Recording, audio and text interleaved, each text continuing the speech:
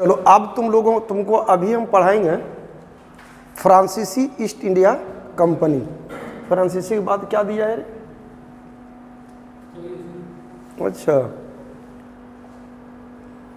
देखो, वर्ल्ड के मैप में जरा सा फ्रांस को तुम देख लो, तब थोड़ा समझ में आएगा कि हम कहना क्या चाह रहे हैं। ब्रिटेन और फ्रांस दो कंट्री है, समझा?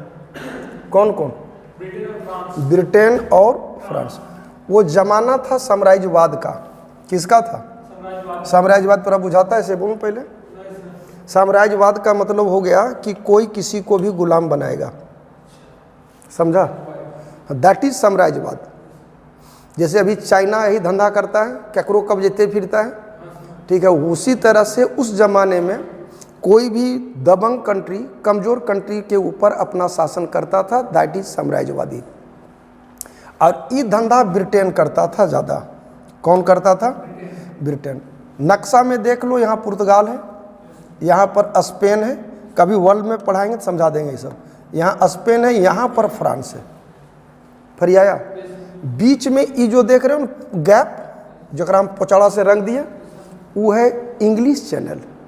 नहीं सुनते हो कि तैराक लोग इंग्लिश चैनल तैर के पार किया? अरे बप्पा, ये है मात्र 34 किलोमीटर की चौड़ाई है। 34 किलोमीटर बुझा रहा है साला, ओकरा तैर के पार करता है यार। वेब में तैरोगे तो वहीं ऊपर नीचे हो के रहोगे, बड़ा टफ है। ठंडा कंट्री है, जाने से अगर इंडिया से जा रहे हो तो 2-3 महीना पहले जाओ, फिर वहाँ के क्लाइमेट के मुताबिक ढालो, जड़वा बर्दाश्त करे क्षमता लाओ, तब तैरो। ये ब्रिटेन और फ्रांस दोनों एक दूसरे का सौत था, एक दूसरे को फूटी आंख देखना नहीं चाहता था। फिर आया तो ये लोग, ये दोनों साम्राज्यवादी है और दोनों का भिड़ंत होता है भारत में। कहाँ पे? भारत में। फ्रांस का जो ग्लोबल लोकेशन है, यहाँ समझना, लुई 14वां। अब हम लोग पढ़ रहे हैं फ्रांसीसी ईस्ट इंडिया कंपनी। कौन कंपनी? कौन कंपनी? देखो, इसकी स्थापना होता है 1664 में। कब होता है? किस कंपनी की? फ्रांसीसी ईस्ट इंडिया कंपनी की स्थापना है 1664 में। फ्रांसीसी ईस्ट इंडिया कंपनी की स्थापना है 1600। किसके समय में? तो लुई 14वां। क्या नाम बोले? लुई 14वां। आप कहोगे सर लुई 14वां, 11वां, 12वां कौन सी है? फ्रांस में राजा का नाम फिक्स रहता था कि जो राजा बनेगा वो लुई ही कहलाएगा। अब पर्याया अब है कि तुम पहला राजा बना तो लुई प्रथम, अगला बनेगा वह लुई रहेगा, तो ये Louis Louis Louis Louis Louis Louis चलते गया, 14वां था। अब पर्याया कौन मंत्री का सहयोग था? तो मंत्री का नाम है कोलबर्ट। क्या नाम बोले? कोलबर्ट। मंत्री कोलबर्ट। हुआ क्या था? देखो, फ्रांस में दो तबका था, एक राजा एक प्रजा। प्रजा में किसान तबका है, खेती करता था, और जो राजा शासक तबका था, जैसे जमींदार हो गया, मंत्री हो गया, राजा हो गया, ये लोग सारा उत्पादन का बहुत बड़ा हिस्सा किसान से ये लोग ले लेता था। मतलब खट के मरो तुम, ऐस करेंगे हम। यहीं की रानी कहानी सुना होगा रे, एक रानी थी मेरी एनेंटोइवा। मेरी एनेंटोइवा कमाल की महिला थी। जानते हो, अपनी जिंदगी में वो एक कपड़ा 2 बार कभी नहीं पहनी। बात समझ में आया? वो रोज नया कपड़ा ही पहनती थी। ओकरे मन किया था कि पेरिस में झील के बीच में बिल्डिंग बनाए, तो बनवाई थी। बात समझा? पेरिस में झील के बीच में भवन हो तो बनवाई। तीसरा चीज, वो अकेले मेरी एनेंटोइवा पूरे फ्रांस की अर्थव्यवस्था को गर्त में ले गई। एक बार वो अंगुरिया कट गई थी तो ओकरा से खून निकला, धोई तो लाल लाल हो गया हाथवा। अब अकरा लगने लगा कि अगर हम खून से नहाएंगे तो पूरा शरीर लाल हो जाएगा, तो ब्लड बात करती थी, खून से नहाती भी थी। तो फ्रांस की अर्थव्यवस्था तबाह हो गया, तो सब जनता घेर लिया राजमहल को, कहा कि हम भूखे हैं, रोटी दो। तो भाषण देने लगी कि ब्रेड खाओ, बटर खाओ, ये खाओ, वो खाओ। तो लोग कहा कि भैया उससे डाउन का चीज़ मांग रहा है। मतलब आम जिंदगी से इसका जीवन कटा हुआ था, राहुल गांधी टाइप पर थी। फिर आया तो तो लगा कि फ्रांस की अर्थव्यवस्था को कैसे पटरी में लाएं। यही पटरी में लाने के लिए 1664 में मंत्री कोलबर्ट के सहयोग से लुई 14वां के कालखंड में फ्रांसीसी ईस्ट इंडिया कंपनी का गठन किया गया। रटाया। कब स्थापना हुआ? कब स्थापना हुआ? किस राजा के समय में? लुई 14वां। कौन है? कौन है? कौन मंत्री के सहयोग से? कोलबर्ट के सहयोग से। किस लिए? मसाला के ट्रेड के लिए। तो कंपनी भारत को आ गई और बड़ा टैलेंटेड आदमी था इसका एक, डुप्ले। डुप्ले देखो, अंग्रेज और फ्रांसीसी में क्या अंतर था? जैसे तोरा हम मार रहे हैं, चाट चाट चाट चाट चाट चाट तोरा ठोक रहे हैं, तू बदले में हमको भी हुरा मुका गोजा देना शुरू किया। तू अपने डिसीजन लिया ना कि हमरा मारे तो हमहू मारे।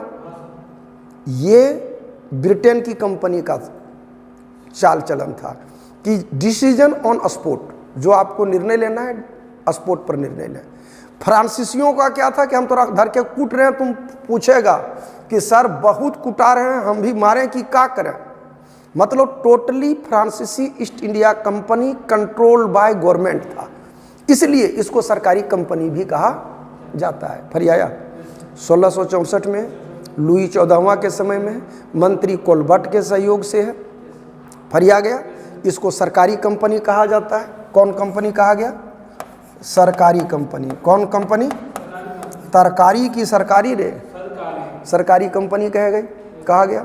दूसरा चीज, डुप्ले बड़ा टैलेंटेड था यारा। डुप्ले भारतीय युवाओं को क्या कराता? लेफ्ट राइट कराता, सेना में भर्ती कराता। भारत के राजा लड़ते थे तो भाड़ा पर लगाता, मतलब हर हाल में ओकरा पैसा मिलेगा, चाहे जीते या हारे कोई फर्क नहीं पड़ेगा। तो यही कारण था कि कंपनी का जो मूल चीज़ था, कंपनी का जो मूल कैटेगरी था,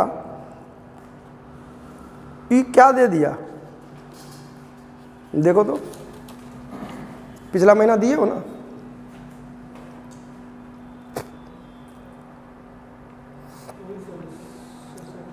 चलो हटाओ।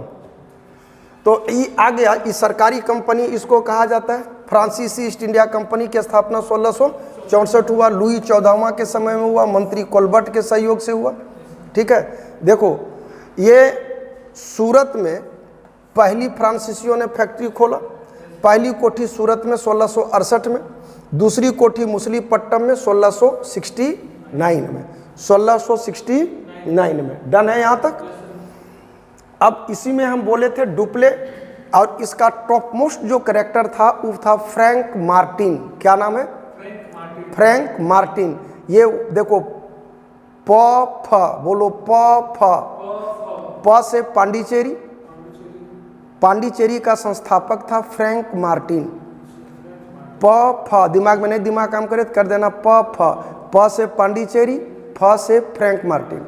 प से पांडिचेरी, फ से फ्रैंक मार्टिन।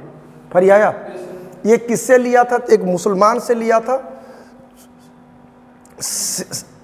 शेरखा लोदी से, एक छोटा गांव पुदुचेरी लिया था, और वही आगे चल करके पांडिचेरियों इसका गढ़ बना।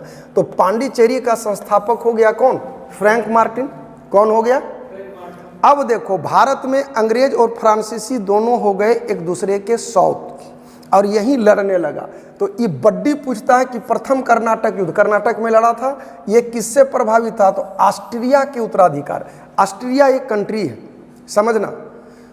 भारत में इंग्लैंड, भारत में फ्रांसीसी भी है और अंग्रेज भी है। ऑस्ट्रिया में कौन शासक बनेगा? तो फ्रांसीसी चाह रहा है मेरा समर्थक बने, अंग्रेज चाह रहा है कि मेरा समर्थक बने। यही लेकर के आपस में कच कच मच मच किया। कहाँ पे? भारत में। तो भारत में जो पहली बार लड़ा अंग्रेज और फ्रांसीसी, वो किसको लेकर लड़ा? ऑस्ट्रिया के उत्तराधिकार को लेकर। द्वितीय कर्नाटक युद्ध हुआ, हैदराबाद और कर्नाटक। हैदराबाद और कर्नाटक। हैदराबाद और कर्नाटक में कौन बनेगा राजा? फ्रांसीसी कहे कि हम तुमको बनाएंगे, तो अंग्रेज कहे कि ना हम उसको बनाएंगे। तो कौन बनेगा? ये आपसे में जो मारा मारी करके जीतेगा वही बनेगा। बहुत इंपॉर्टेंट है। पहला है ऑस्ट्रिया के युद्ध से, और दूसरा है कर्नाटक और हैदराबाद के युद्ध से। फाइनल है, हाँ या ना? ध्यान रखना, द्वितीय कर्नाटक युद्ध में डुप्ले ने मुजफ्फर जंग को दक्कन के सूबेदार इसको बनाना चाहता था, इतना डेप्थ में मत जाओ। अब इस प्रकार अंग्रेज और फ्रांसीसी दोनों एक दूसरे के भारत में प्रतियोगी कंपनी के रूप में आ गए।